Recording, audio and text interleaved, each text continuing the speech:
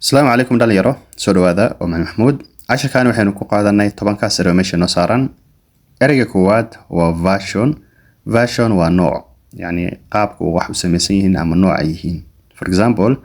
I watched the new version of the movie waxaan daawaday nooca cusub ee filimkaas this version has better music noocan baa heesa fiican leh he wrote another version of the story yani wuxuu qoray sheekada oo nooc kale ah marka version waxa loo isticmaalaa form ama yani different form yes no vest waa garanta caadiga ah shaatiga lagu xirtaa liiraada vest he wore a black vest under his shirt garan madow uu shaatiga ka hoos watay yes view waa qofka qaabka wax u arko yani meel marka taagan tahay qaabka wax u aragtid ama yani the way you see things from a place ayaa liiraada view waxa kale oo liiraada qofka fikradiisa ama opinionkiisa yes for example qof waxa uu leeyahay the view from the hill is beautiful buurta marka meesha kor ka fiirnaysid aad bay u qurux badan tahay hadii opinion aan ka hadlayna waxaan leenahay she has a different view on the topic she has a different opinion on the topic yani mawduucaas iyada fikrad kale ka haysta vine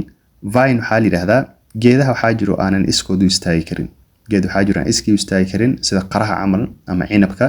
ee geedaha kale ama darbiyaasha intuu fulfulo kor u baxkaas waxa la yiraahdaa vine yes that's called vine yes a plant that climbs the buildings the wire mesh and all those taas waxa la yiraahdaa vine hada cinabka camal qaraha camal vine la yiraahdaa virtual waa digital camal wax online for example hada casharka qaadanaysid waa virtual class cashar online cashar meel la tagay haduu yahay waxa la yiraahdaa physical class ama hadii kale kulan ama meeting marka qabsanaysiin oo online ama zoom ka ku qabsanaysiin waxa leedahay that was a virtual meeting wardrobe waxa la yiraahdaa qaanada dharka la gishto la yiraahdaa wardrobe waxa kale oo la yiraahdaa closet waxa kale oo la yiraahdaa cupboard yes my clothes are in the wardrobe dharkay waxay ku jiraan qaanada she cleaned her wardrobe waxay nadiifisay qaanadeeda wit waxa la yiraahdaa xikmad qofka aqliga badan xikmada badan la yiraahdaa wit yes which waxa waayo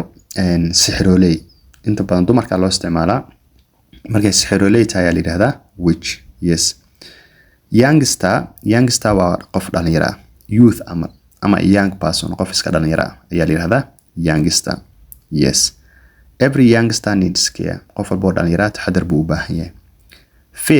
filth waa wax wasaq ah najaas ah something that is very dirty taas waxa la yiraahdaa filthy her clothes were filthy dharkeeda aad ay wasaqaysnaayeen aad bay najaas u ahaayeen casharka intaas ayuu ku eegyahay thank you for listening god bless you and have a beautiful day bye bye